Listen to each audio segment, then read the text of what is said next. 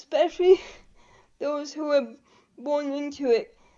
They're like, oh, I'm fine, this is my normal, and then they realize this isn't, like, they finally hit this stage where they just realize this is harder than I ever thought it was as a kid. I was still a nice person, but I was just so reactive because I didn't know how to say, hey, my body not being able to move is really stressing me out. Could we maybe talk about how I can help out here? Like, it would come out and be like, like, at school it would be like, this is stupid, let's go with my idea. Either super tough with ourselves, like I am, or we just sit there and mope about our feelings and be like, this is awful. Definitely finding a connection to the highest source, God, whatever you wish to call it, whatever works for you. But definitely ways to make the world a bit more miraculous again. Like, you either fly or you die right now. And so that's the kind of mantra I've kind of taken since I turned 30. I gotta fly, because I've seen too many people just kind of die. Hi everyone, welcome to Unlocking Potential. In this episode, we meet with Elise Nevin-Pugh. She's a disability advocate, a certified crisis worker, and a motivational speaker. She has lived with cerebral palsy quadriplegia her entire life. And in this episode, we talk about her struggles and how she overcame depression and disability grief, and the role that spirituality has played in her life. We talk about how she balances self-care and service. And we talk about the importance of speaking your truth and much more. Enjoy the podcast. Okay. All right. Welcome to the podcast, Elisa. You're a disability advocate, a certified crisis worker, and a motivational speaker. Mm-hmm. Yes. Can you sort of tell us a bit about your life and how this all came to be and Well, it started since the very beginning. I was born 3 months premature, and so we don't know what caused the cerebral palsy, which is what I have per se, but it most likely came from the fact that I came from the sky and came out 3 months early. So yeah, disability has just been always part of my life, and I've always been someone who spoke up much to the annoyance of some of my teachers. So it just always wasn't part of my personality, as well as my mother was very selfless, and so was my father. He was a firefighter for 29 years in Calgary Fire Department.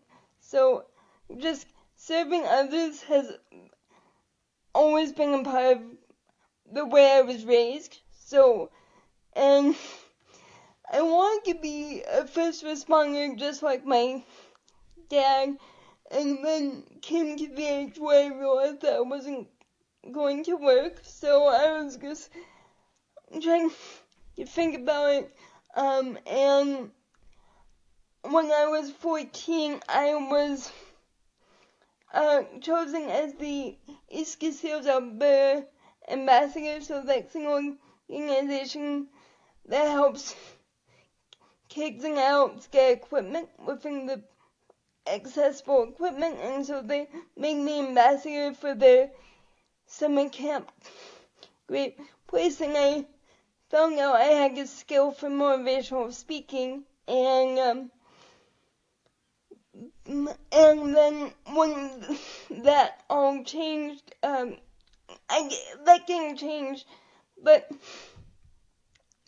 then after the 2 years I was the ambassador, I went through a major depressive episode, and once I got out of that, and especially once I came to faith a couple of years ago, I really want to help people know that there is, like, anyway, in any situation, and that you can make out of it. And then I got my certification in crisis work because I've thought that's something I've always kind of done, is sit down and listen to people, so it seemed like a good fit. But with the motivational speaking, again, I just really want to help people find like the rock in the storm that they can kind of hold on to, and realize that their life isn't over just because of circumstances. Because when I was depressed, there came a time when I couldn't see my parents' love. I couldn't see my siblings' love. And so once I got out of there, I just really wanted to show people, there is love around you, but you have to have the tools to actually see it. I think there's this, and for any self-help junkies like myself out there,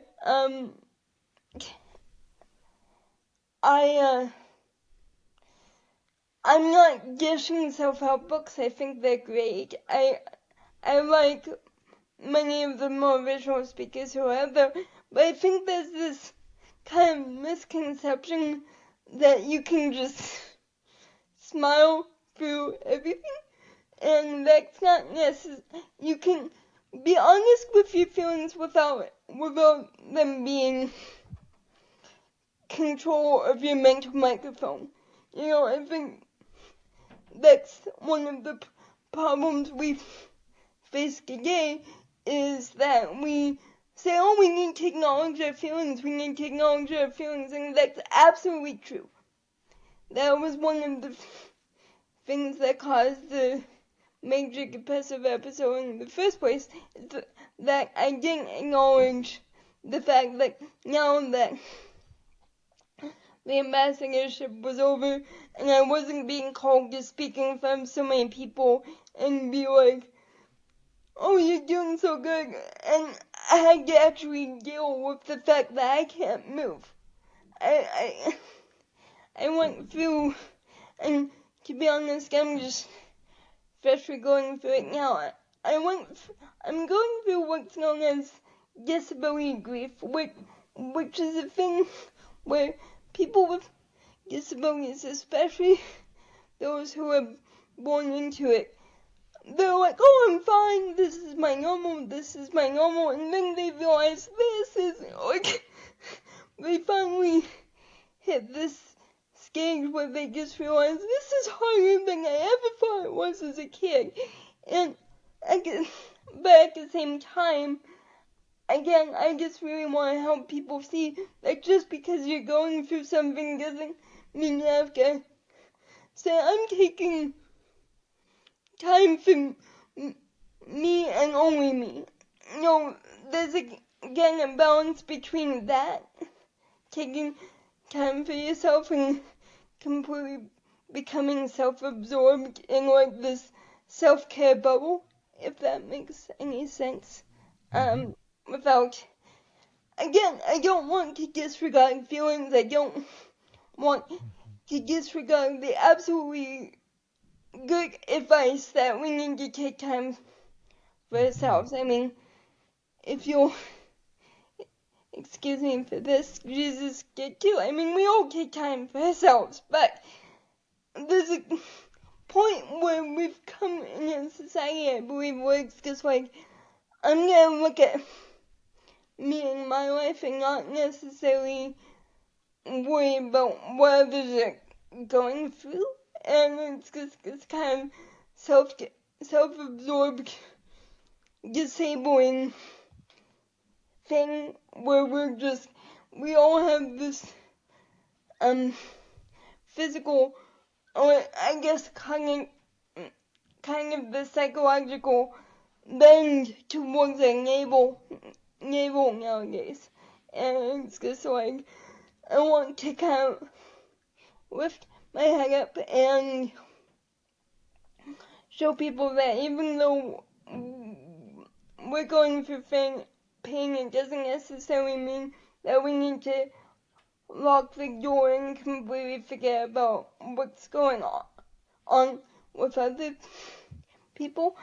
And I have my church a lot to thank for that as well, because my United Church friends, they may be going through, we may be going through our own things, but we're united in caring for each other, and that's what I want to do with my motivational speaking as well, is to help people acknowledge pain, but in a way that doesn't forget about the world around them again. And because I meet a lot of advocates, and I might get a lot of backlash for your second episode, I'm sorry, but I meet a lot of disabled advocates who are just like, the world's against us, and we need to fight it, and everything else, and it's just like, and you wonder why we don't have the allies that we need. Like, it's just kind of the sense of, don't bite the hand that feeds you. Like, I guess that's because I'm literally living a life where I have to be taken care of in that way, and if I'm gonna be with somebody, or at least gonna have the courtesy to say, I'm sorry, I didn't sleep well last night. If I'm quiet or I seem grouchy, it's not you, it's just something that's happening right now. Then, but it was really unpleasant for no reason. My level of life just decreases rapidly when I don't see the people trying to help me. But at the same time, I do want to teach people how to say, thank you for your compassion, just so I'm not 5 if somebody talks to them like they're 2 years old, which does happen when you're in a wheelchair a lot, unfortunately.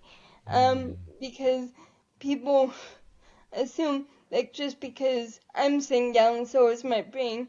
And so that is very frustrating. That is a thing that I can experience every day. Even new people in my most safe areas can have that mistake, and it is tiring, but there's a way to deal with your tiredness that doesn't make you turn into this monster that no one wants to talk to.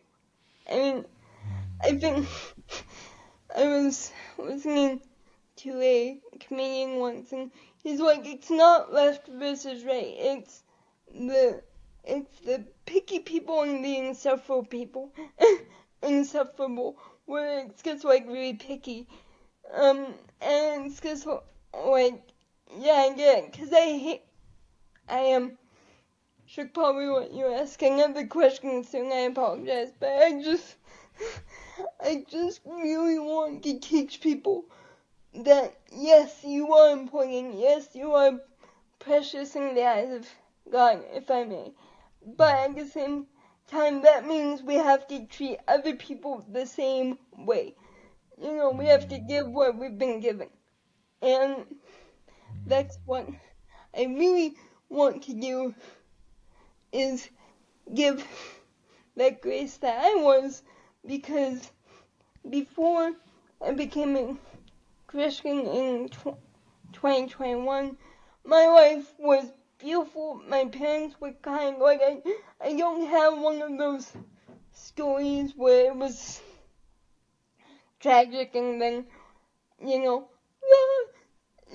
that's not my story. But at the same time, I do have a story where coming to Christ definitely helped me be more steady when the waters got rougher. Like, yes, I still get lost sometimes, but now, because I have my faith in my faith community, it helps me to go, I need help. I need to talk to somebody this week. I need to go get church extra that week because I'm feeling a bit tender about the YouTube comments I'm getting. Or this gives me, honestly, it gives me some foundation, that before, because I was such a sensitive empath, my parents, my aides at school would tell me all this advice, like counting to 10, not being so reactive. And now, because I have the power of prayer, I can more easily use that advice I was always taught, but now it doesn't seem so fleeting, or I wonder if I'm making any sense, but it just really helps me ground in difficult situations. Yeah. Wow. And I want So to give there's back to other people. yeah, no, there's a lot there about I mean, there's a part of it sounds like trying to keep yourself from falling into a victim mentality and Yeah, sort of cutting yourself off from other people who are willing to help. yeah, Not giving them that benefit of the doubt. And then sounds like you opened yourself up to this spirituality that helped to enhance that and enhance that connection and helped you have a deeper understanding of the advice people were giving you in the past. yes, that didn't make it seem like, you, when you're a teenager, you're just like, oh, right, mom and dad, like, it's just kind of like, but now it's like, yeah, it actually works, and for me to actually go to, and the biggest change that I want to give is just, I feel like I like myself a lot more consistently, like, because I was so reactive when I was younger. I was still a nice person, but I was just so reactive because I didn't know how to say, hey, my body not being able to move is really stressing me out. Could we maybe talk about how I can help out here? Like, it would come out in big, like, like, at school it would be like, your idea is stupid, let's go with my idea. But instead of me going, well, I feel like I'm not helping, and like, again, I wonder if I'm making any sense, but it definitely just helps me communicate a lot better, because I know that what's actually going on instead of just going on from surface impressions, and I really want to give back to somebody else. What helped you gain that self-awareness where you went from being reactive to kind of understanding where that was coming from? Um, well, uh, for one thing, I read the Hero with 1,000 Faces by Joseph Campbell, great book, and that was all about taking your life story and kind of seeing it in the narrative of the archetypes, and it's a beautiful, and so that really helped me start. But then my minister, who's about my age and the age of your audience, is just really good at being self-aware himself. So I had a great example with him over the past 2.5 years. And so thank you, Reverend Heasing. If you ever watch this, thank you. But it really helped because he and I have another beautiful spiritual director, too. And they're both very much, they really hear what you're actually trying to say, not just the surface of things, both of them. And so it was a really good example of that just really helped me want to be more. And also, I was in like a advocacy group for a bit, and they were this scares me because if they watch this, it's not going to be pretty, but they were not very self-aware. They claimed to be for everybody, but then they claimed that able-bodied people would just take over if we let them, and I'm like, you're not even letting them into the group, like, how do you know? And so, you know when you see those episodes of, like, characters from, like, a sitcom, and they've gone through, like, a change, and then they meet a character that was like themselves when they were younger, and they're like, okay, glad I'm taking the path I took. It was basically that. And but the biggest thing I want to say there with a caveat is what people with disabilities go through is much of a challenge, and however we deal with it, you know, this was my biggest problem within, is that I wouldn't say, well, we should be more grateful for like the small wins, and that was really offensive. So what that taught me is like this kind of just mirror of what it's like not to be self-aware, and not to, you know, work on those things, because otherwise you just end up, for anyone who doesn't have a disability, this would be like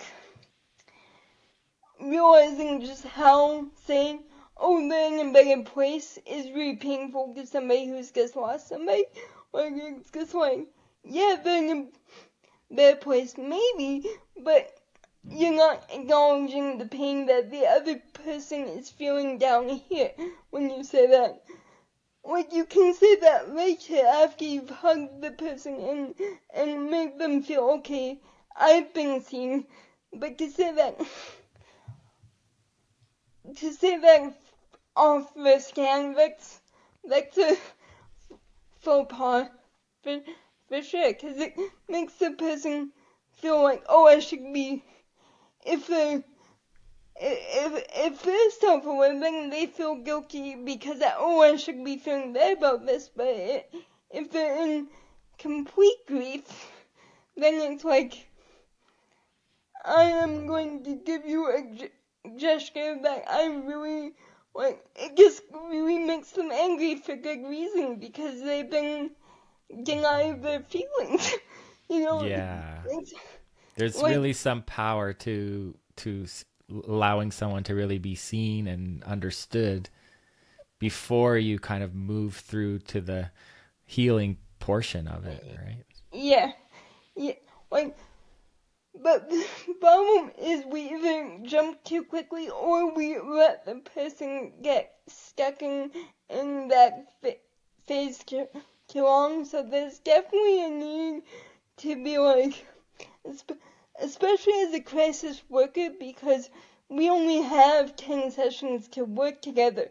So I can't, like, I'll verbally hug you, I'll give you what you need, I'll give you that compassion, but I'll also be like, okay, we gotta go, because if we want to see progress, which I do with my clients when I get them. Then I have to kind of be like that gentle push that says, okay, I get it. Let's get back on the bike again. Like, to explain the analogy, if your kid fell off a bike, you wouldn't just say, okay, get back on the bike. You hug them, you get them a Band-Aid, and let them calm down, but hopefully you say, okay, let's try again. It was, That's a really nice analogy. I really like that. That's so, good. so again, it's that balance, right? And I think we've kind of lost our societal practice of balance. We're either super tough with ourselves, like I am, or we just sit there and mope about our feelings and be like, this is awful. And I'm like, okay, yes, this happened, it's awful. But I take a line from Gary John Bishop, who wrote the books Unbleep Yourself.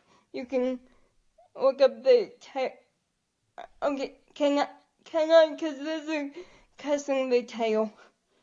Oh, yes. Okay, I got it. So, it's the Unfuck Yourself series and Stop Doing That Shit series that he has. Very good books, very straightforward. And he has this podcast that a guy listens to, and he says, I have all the sympathy in the world for people who have gone through trauma, who have been victims of things, but I have no sympathy for like you said, the being stuck in victimization. Like, there's a difference there, and I think we've definitely tilted in a society where being honest about emotion has turned into, or being too stuffy about emotion has been turned into, I have to think about every emotion and why it happens, and it's like, yes, you can think about the base of things. You can think about, okay, why did that comment just really bug me right now, but it doesn't have to be something that happened when you were smaller. It can be, but it can also just be, I'm really tired right now and I don't have the spoons for somebody being sarcastic. You know? Like, it doesn't have to, like my mom says, and she'll probably laugh if she watched this episode, because I'm definitely a chronic thinker, and I'm doing everything I'm saying we shouldn't be doing. So if you work with me, know that I'm not just sitting on top of the mountaintop. I'm in the journey right there with you. What I'm teaching you is what I'm trying to learn myself. And I always say hope. I was wondering about when you mentioned you found yourself stuck in this depression. How did you pull yourself out of that? Because I'm sure there's people right now who are stuck in that depression and they could use some tools or strategies. When I was 18, it was nearly like spirituality for both times, because I had one when I was 18, and I got into the United Church is okay with this. I got into the Oracle cards thing, the nice ones, the ones that are really pretty, and got into that for a bit. And then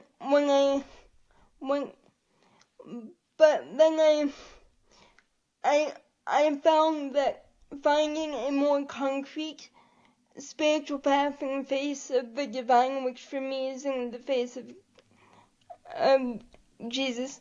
And before I continue, I'm from the United Church, so we accept anyone of any identity, any sexual orientation, so it's not that if they come in, I do not believe in conversion. It'd be like, no, if you were made the same way, that's who you are, and I love you. So, I can work with anyone. I can't necessarily speak to intimacy, but I can speak to being a minority, so I can work with anyone. So I just want to make that clear, but definitely, it was definitely finding like a higher, definitely finding a connection to the highest source, God, whatever you wish to call it, whatever works for you. But definitely ways to make the world a bit more miraculous again definitely helped me. Like some people say, why can't you just see the, like, I kind of have this weird problem when I'm in the middle, where I'm like, I don't take the Bible is completely literal, but I do believe in the miracles and the bigger things like the crucifixion and resurrection, because it helps me, and it helps me know that there's a power deeper than the physical weakness or the mental stress. And again, I hope I'm making sense, but it's just this.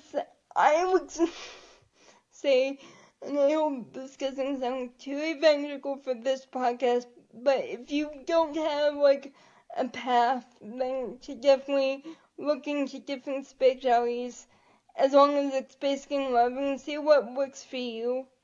Because I find that having the certain regulations, like going to church on Sunday and special occasions, that really helps me stay grounded throughout my week. And so, and again, I know that maybe that doesn't work for everybody, but even if you're like, I'm not sure if I believe in this higher power thing, then just believe in the goodness of men. Believe in something bigger than yourself. Choose a cause. Like, for example, if you really if you're really stressed by all the hunger in the world, get a foster child. There are many organizations out there that are affordable. Like, even with my restricted income, I support foster child. And I'm not saying that to make me sound like, look what I can do. I'm saying like that from the place of, look what I can do, even though, these are my restrictions. And so if I can do it, I hope to show people, especially those who have, especially those who definitely have abilities, to actually use them. I do believe that we are sent down for a purpose, and it doesn't matter who you are, it doesn't matter your creed, color, sexuality, that stuff doesn't matter in the end. Love is the most important thing, and there's many small ways to do it, but if you can do it in a larger way, use the gifts you've been given. The reason I wrote my new book, For Having Sat Down About, is I see so many people, disabilities and not, who just go, I rage quit, I'm done, and it's because really, that's what you want to do with your life, really? Like, I've seen people even play video games, but at the same time they're raising money for cancer research. I saw that once, and so it's just like, we all have this ability.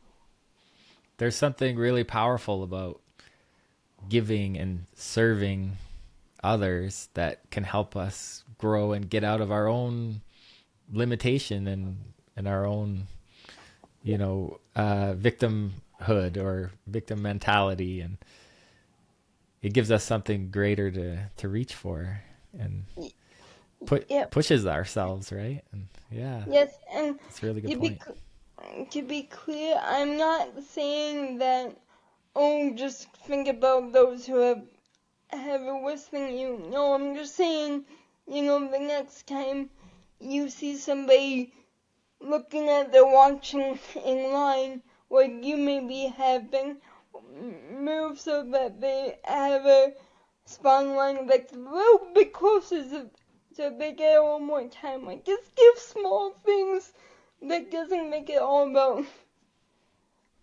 you. And I find that really helped me once I began really trying to serve and and listening to people's intentions and saying I'll pay for this. It definitely gets you out of your, like you said, out of that victim mentality and pushes us to kind of serve and get better. And, but again, caveat, sometimes the first person we need to do that with is just find a good place for ourselves to just let go of our emotion and just see ourselves. I think the reason why we see so many people go and take care of me emotionally is because we see all this stuff now that we were never meant to see because of the internet. Like, all this stuff pops up, and a lot of it we don't even know is real anymore because of AI, and it's extremely overwhelming. So please don't misunderstand me here. I'm not saying we can't have moments where it's just like, hug me, but we need to be brave enough to say to ourselves, what you're going through needs, you need a break, or you need to just watch some cute videos right now and just recenter, so you're not looking externally for what you need within. I find when I'm able to go, okay, I need some prayer right now. Like I like yes, and asking for help too. I, I'm probably off track here, but what I'm saying is that we've got to start with ourselves, but we can't stay there. I think the part that I struggle with is I see so many people just kind of stay in, oh, I'm scared, I don't want to move forward, including me. And it's, um, so we have to be brave enough to say, I need this, but we also need to be brave enough to receive it so we can go forward into the world and give it back. It's a bit of a balancing act. Everything is, I find. So tell me a little bit about your book and what inspired that and how that came to be. Well, What someone can gain by reading it. what somebody can gain by reading it is maybe some self-reflection, see where the things get, because the book is, for heaven's sake, get on the boat, a quadriplegic's guide to walking by faith. And it's, it's about accountability. It's about, it's inspired from the, experiences with the, advocacy group, the whole, we want this to change, but we're not going to step forward into what scares us. We're not going to ask for the help. So it's kind of inspired by me just sitting there watching what's going on with this world, and that pertains to people without disabilities too. Like,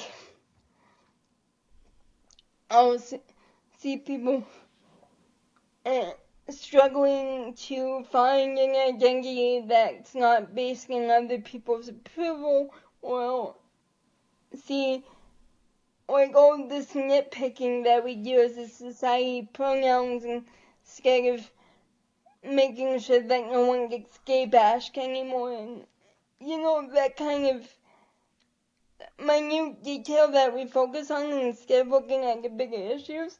So the book kind of came from that, as well as my experience in my feminism degree, because I found there was a lot of hypocrisy, like saying that both genders are equal, but presenting men as just the worst of the worst examples.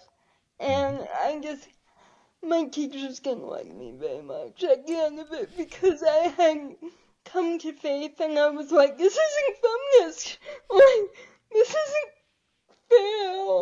And so I literally was told once that my teachers may have just passed me to get me out when I brought like a issue with disability, which I won't get into the issues of time, but the point was I spoke up, and things didn't go that well. So it was like 2 years in the making of this book, and then as serendipity would have it, I got new home care where they actually stay longer than a shower, and so they actually stayed with me until the afternoon, so I had somebody to scribe instead of using my dictation program, which I have a love-hate relationship with, sometimes, because sometimes it just doesn't work no matter how hard I try. And so with my new assistants, I wrote the book within a couple weeks, and so I think what somebody can gain from it, because there's a lot of questions where, again, I show sympathy and I say, tell yourself good job, but there's also a lot of questions in the book where I go, okay, when in a previous situation could you have done better? What do you think caused that situation on your part? Because I think especially with online screen names, there's a lack of, we've gone into the habit of not being accountable. Well, they're the ones who have the offensive opinion, so even though I'm supposed to be the more progressive one, I'm gonna leave this comment that calls them, this or that, and that's, better than the other person being aggressive against a liberal, and so it's basically asking people to stop complaining and to get on the boat, because it's based on this joke, and I don't really have enough time, but it's based on this joke, that there's this man on this roof during a flood, and the first rescue boat comes by, and he says, no thank you, God will save me. And then the second boat comes by, and he says the same thing. Helicopter comes by, he's up to his neck now, I guess this is his last chance, and he says, no thanks, God will save me, I am faithful. And so of course he drowns, and the funny part is he complains to God, like we all do, like I've been faithful all my life, why did you have this happen? And the response is, for heaven's sake, I sent you 2 boats and a helicopter. Yeah. Like, just having that partnership with faith, and if I can be quite honest, I'm really hoping it will help some people who may have been hurt by Christianity, hurt by, or not even hurt, but those who have been on the fence about Christianity and know the churchy stereotypes that are kind of scary sometimes, to really understand that no, it's not like grace is there, but you can take accountability and you have some say over your life. You just have to make it more of a partnership and more based on love rather than self-interest. And so to speak plainly, I'm really hoping to lead people back to God, which in the faith that works best for me, it is love. Because as it says in the first letter of John, I think God's love, and every time we love, we invite by God, and I really think we need that. We need people to go back to a path that has parameters, that gives them boundaries. I think we're living in the world that, in our attempts to stop pigeonholing, we've let go of the guardrails that have kept us safe from this falling into the pit of ego, and so I'm really quite hoping to bring, if not back, to show a church that was meant to be when it first began, and maybe where it was based in love, and it didn't matter what social class you were from, you were just loved.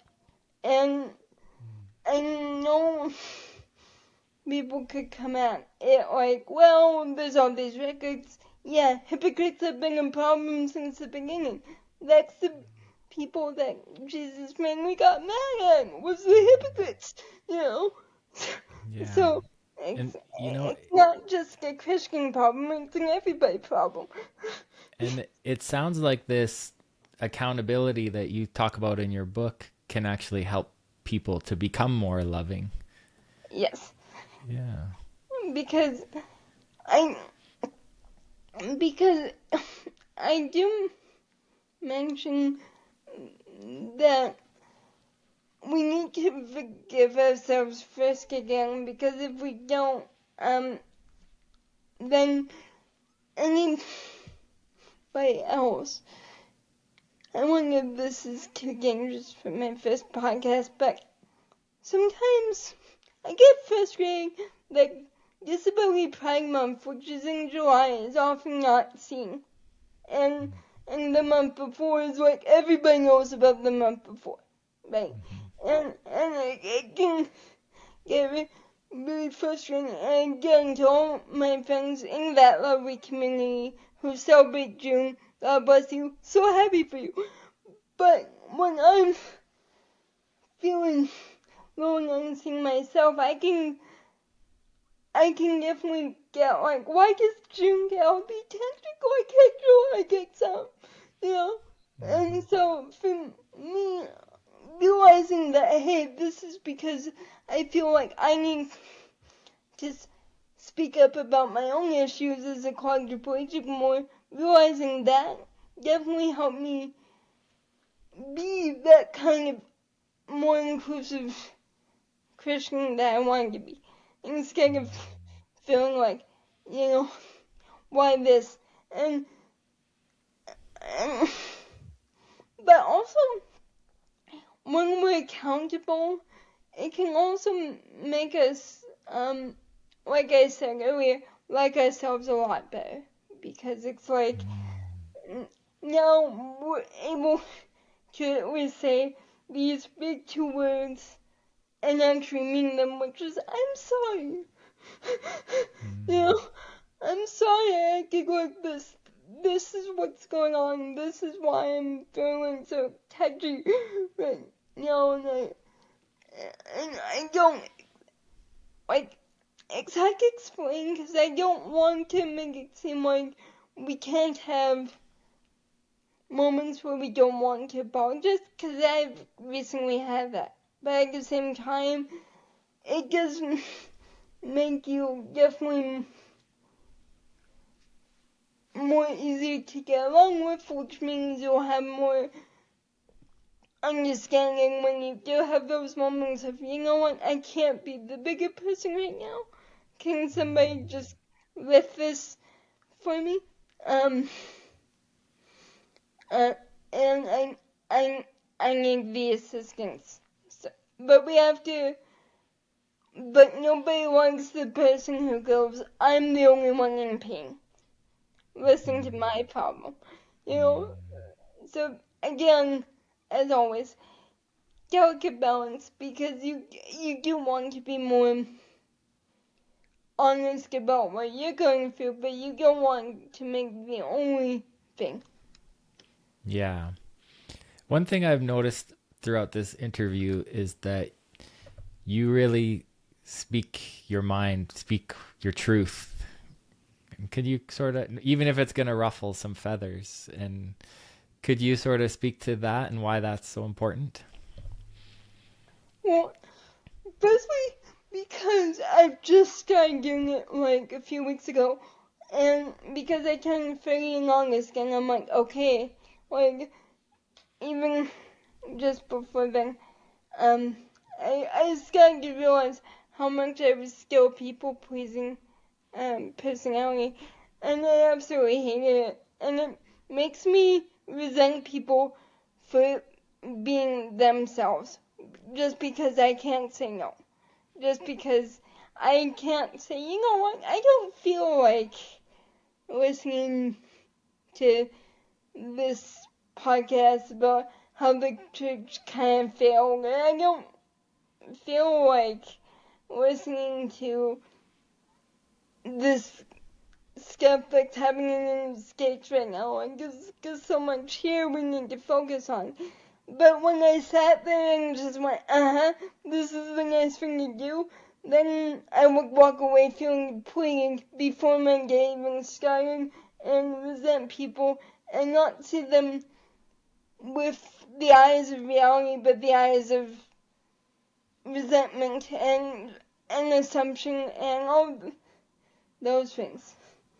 And so I'm speaking my truth right now, because there's just some moments where you have to go, okay, I have to do this or my life is gonna be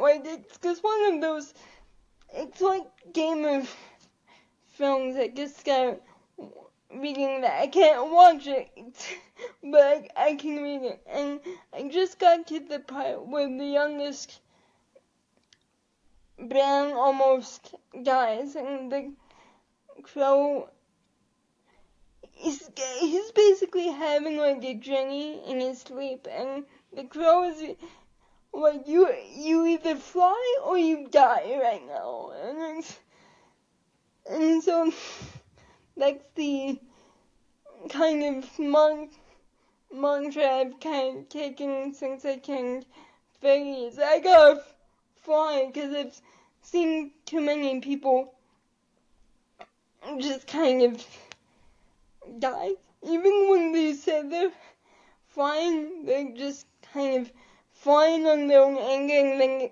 and then they crash, and that used to be me, because I wouldn't admit the struggle I was going through, and so come out really passive aggressively or whiny, and it's just like I said, I always hate myself afterwards. I'm like, this is not who you want me. This does not honor the people who inspire you, like the K Foxes and the Mother Teresa's and the Martin Luther Kings of the world, right? So it just kind of one of those things when, especially, sorry mom, especially, my mom and I are very close. She was my primary caregiver. Now I'm really trying to kind of be my own woman being free. And what inspires that is I just look at what happened to Prince Charles and Diana, all because he couldn't say, Mother, I am 30 years old, it is 1985, I want to marry the woman I want to marry. But because he couldn't say that, there was a lot of pain for both of them. And so now that I'm literally 30 years old, like Charles was, I'm like, I'm not going to do this. I'm going to be my own person. And with my mom being such a strong, empowered figure too, it definitely has helped our relationship that I'm actually taking this more seriously now, and honoring her by what she taught me about being my own person instead of looking at the times when things were stressful and things may have been said that were out of kindness, and because that's what used to happen all the time. But again, I've just hit that point where I gotta tell my truth, or else I'm not gonna live my best life, and for me, that's a fate worse than. So I guess I've been giving you very long-winded answers, but I hope that makes. No, that's a wonderful answer. I love the part. You either fly or you die, and that's great. Your website is called Positively Adaptive. Yeah. Tell me about that name. It's really interesting. And then maybe talk a little bit about your services that you have to offer. I'm specifically interested in the diplomatic assertiveness that you mentioned there. But yeah, tell me a little bit about your website and the name. The title, I actually took an apprenticeship with AMI, which is Accessible Media International, and to do a YouTube show, and the title I came up with was Positively Adaptive, because I wanted it to be a show where I would take an able-bodied person who didn't have any experience with disability and would just talk and do different things and have this theme of using positivity as an adaptation, because it's really helped me throughout my life. But I was talking to my main counselor, my mother, and going over names and stuff just for her advice, because she can see things with a different set of eyes. And she's like, it's a great title, but it might not be the best thing, because it says, okay, now we have to work at things. Now we have to, it may just be too intimidating for those who want to watch a fun conversational show. And so I'm like, okay. So when I was done with the apprenticeship and really wanted to use my skills as a crisis worker, because I couldn't find a job with the right accessible hours, and people were like, can you come in? And I was like, well, I can, but it would be very difficult. Can I just get in line?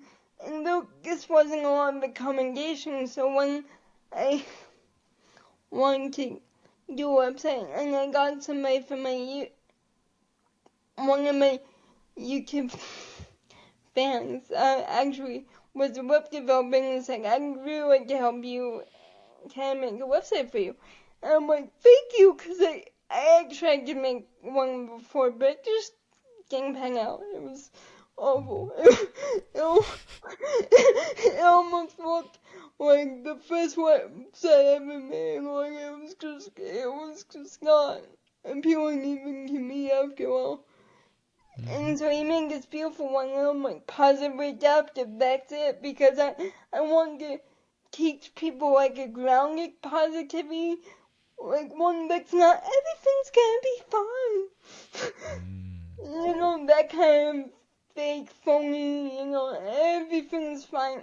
No, but we can take the crap right now and after dealing with it, actually turn it into manure, you know, eventually. Like, so positively adaptive, that's where that came from.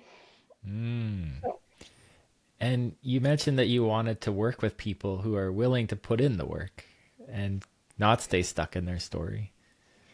I mean, yeah, so like I said, if it takes a couple of sessions for us to get there, I don't mind, but I'm not gonna be one of those counselors who just want, or life coaches, because I am life coaching now. I'm not gonna be one of those people who is just gonna let you sit there so I can make more money. You know, because I have found that a couple times where I felt like coming away from the session, I was actually worse and needing more sessions. And I don't think people are doing this consciously. I think it's just like, for some people, some ways of counseling just make things worse instead of better. But for me, I have kind of just had the experience where, okay, this doesn't seem to be helping, and you seem to really try and make it help when it really isn't working. So I really don't want to be like that. So I just really want to help people. Or if a person comes to me and, let's say it's life coaching with the diplomatic assertiveness approach, if they come to me after a few months and say, you know what, this is great, but I really like to try on my own for a bit and then get back to you, and then they call me and go, you know what, I think I got this now, thank you. I'd be like, great, I'm gonna go, may I never see you again? Like just that sort of thing of, yes, there you go. Like, I think we focus way too much on the soothing rather than healing sometimes. You know, I'm not gonna be a witch again. I'm gonna be there for you. I'm gonna hug you, but I'm also gonna be the person that goes, I think we're stuck here. Do you really want to move forward, or are you just really in love?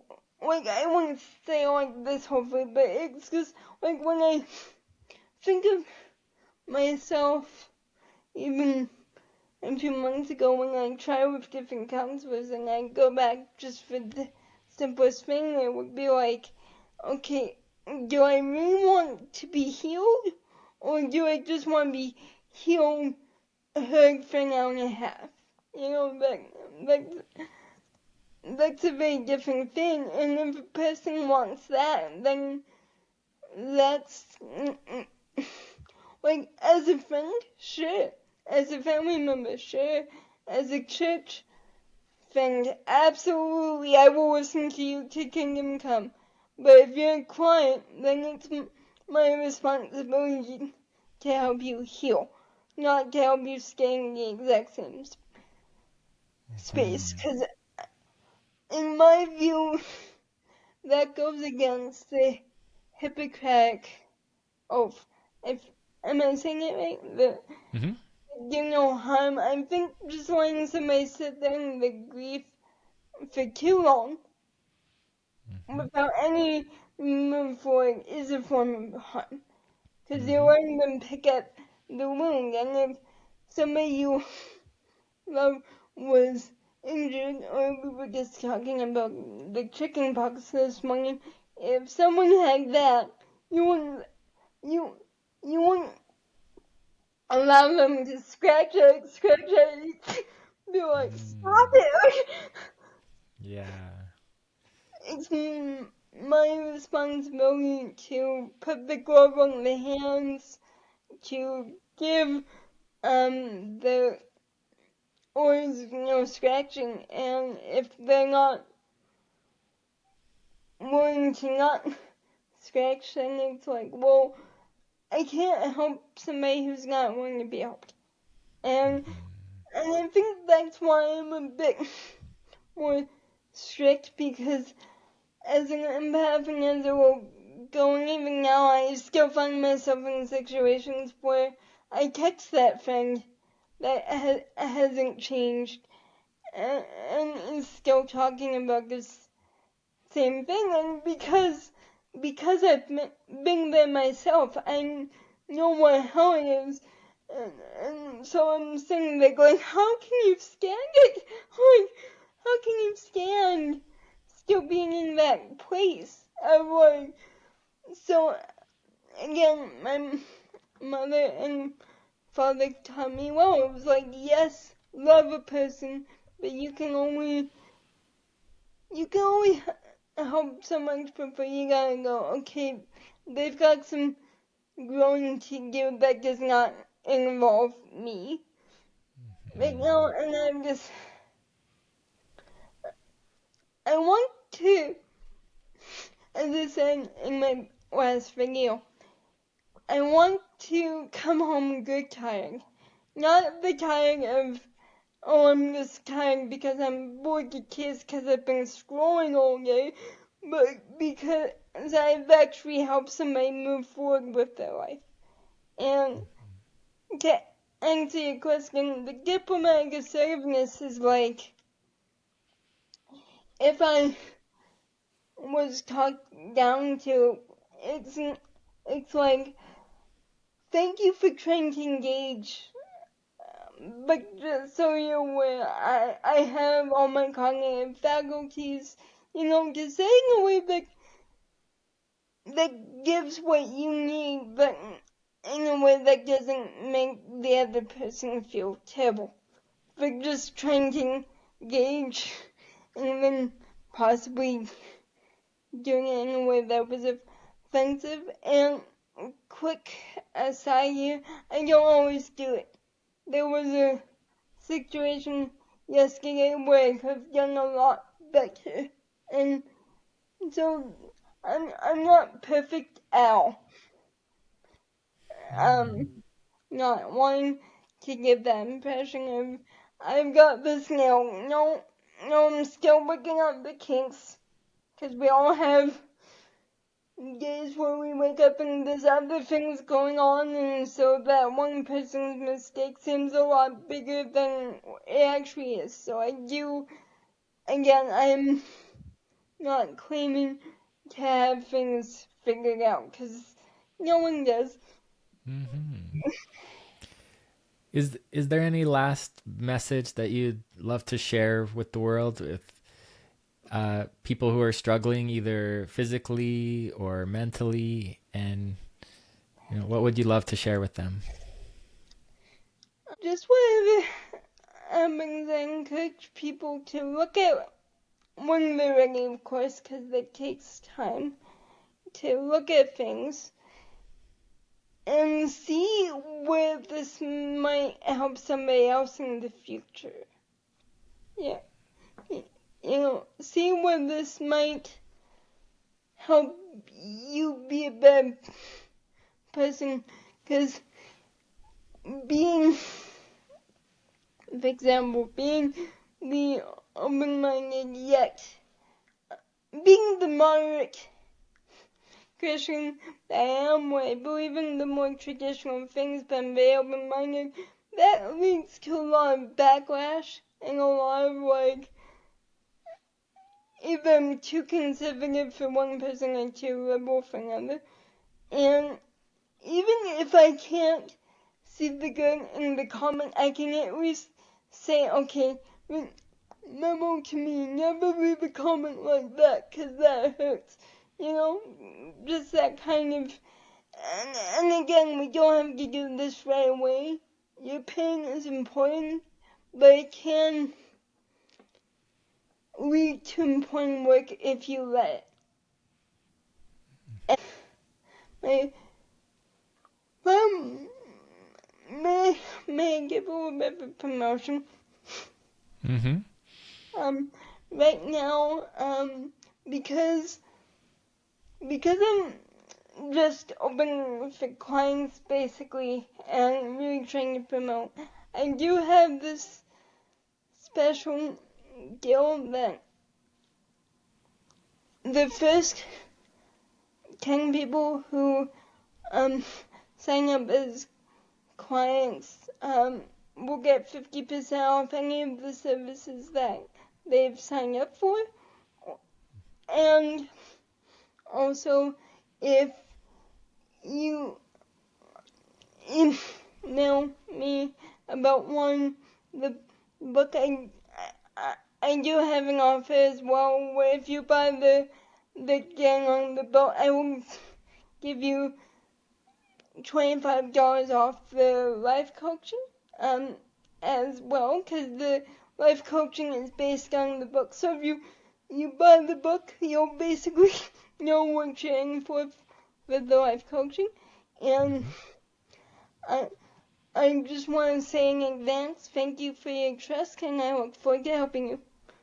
That's great. So if anybody wants to get in touch, you can be found at positivelyadaptive.com. Yes. And your book is also on there, and they can Yes. email you and book some sessions with you. Yes. And Great. I would also like to say towards that, for anyone who does, thank you for helping me reach one step forward to financial independence. Thank you. Because you're helping me have an successful career. So, thank you in advance. Great. And thank you so much for coming on the podcast and telling your story and sharing. Thank you so much for having me, Doug.